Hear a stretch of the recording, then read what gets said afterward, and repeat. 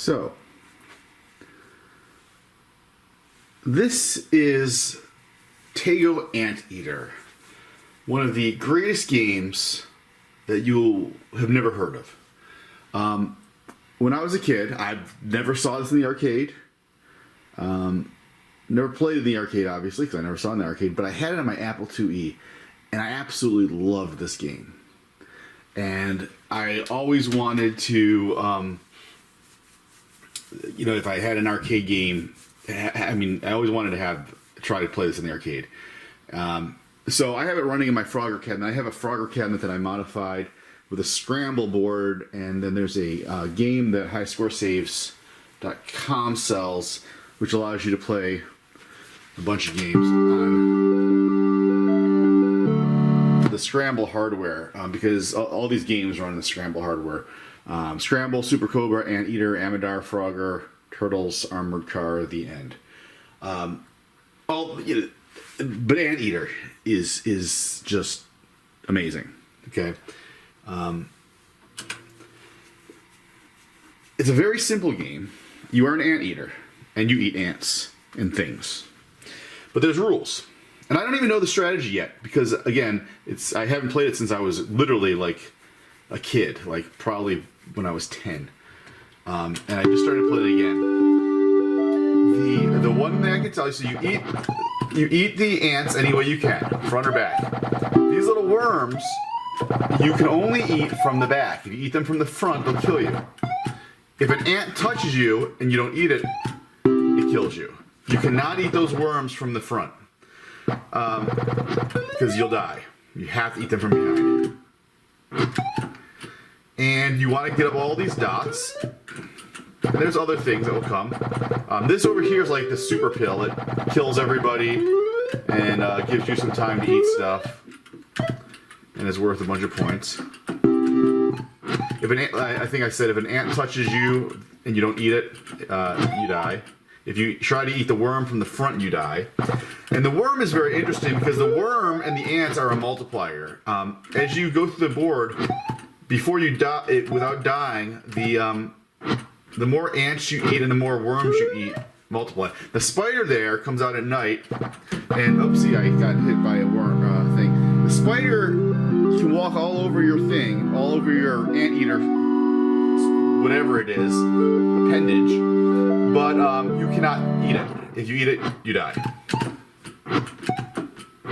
And one of the things I noticed about this game is you want to take the shortest path, the path closest to the center to get wherever you're going.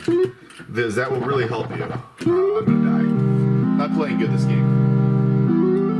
You see here I died and I got 4 ants and then 1 worm. Again, the sun's going across the screen, and as the sun goes, it becomes night, then it gets harder because the spider comes out, and I can't believe I'm not going to get past level 1 this game. Whatever. The spider's very tricky because he will actually follow your little appendage down and trap you. Let's try that again. But definitely... Oh, shoot. Whew, that was horrible.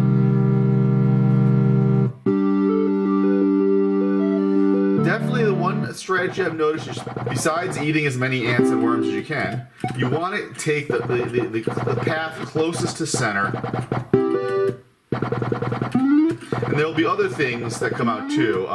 Other bigger, like centipedes and like bigger ants, and those are just worth more points. You can eat them either way.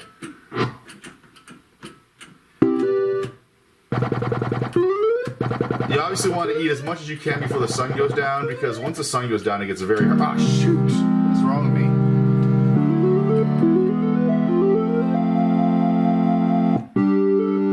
This game is actually very hard, but it's very there's so many different things going on, so many points you have to be aware of. It's kind of like Pengo in that. And I don't know if you know me. Pengo is one of my favorite games. It seems simple, but it actually is quite complex. Now I'm going to die again. This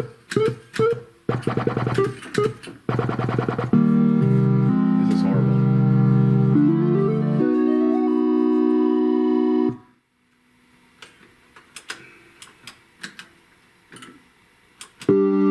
try to get through this whole board without dying. I usually like to go straight to the bottom because it's easier to get to the bottom at the beginning of the game. Because as the time goes on, more stuff starts coming out. And it gets more complex. So that's one, I guess, strategy. Again, I don't know if that's a really good strategy or not, but it seems to work for me. But the one thing I have noticed is you really want to stay in the center.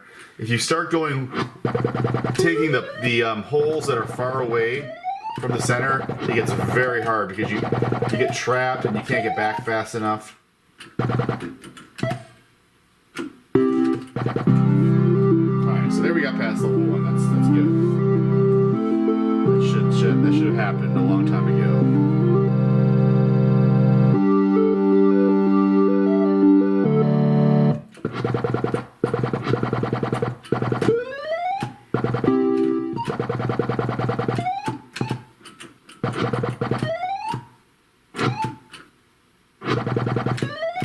Again, you have to get those ants up top because if they touch your appendage, that's it. You die.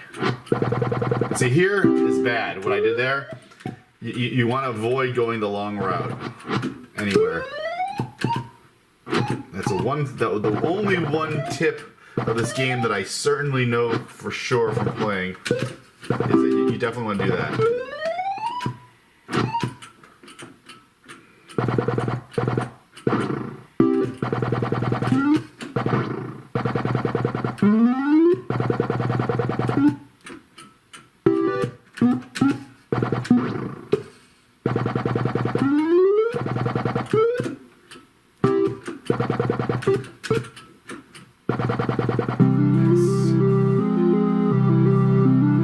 Very hard game though, and it actually it looks easy. It's not easy.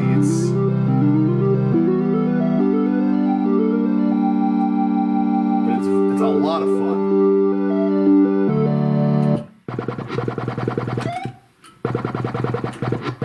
Like I said, if you never played this game, and you're into old 80s arcade games, this is one you want to check out because it is just so much fun.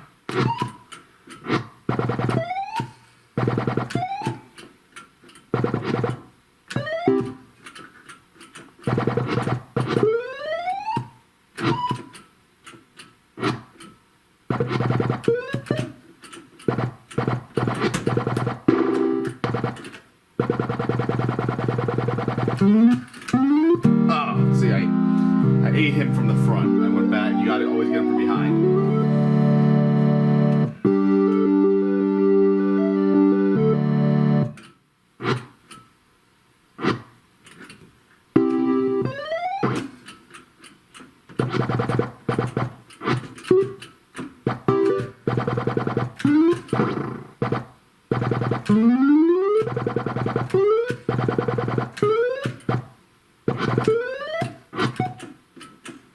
See, I can't get back to get him because that spider will kill me. Nighttime is difficult in this game when it gets night. And once you hit nighttime, if you die, it's still nighttime when you come back, which...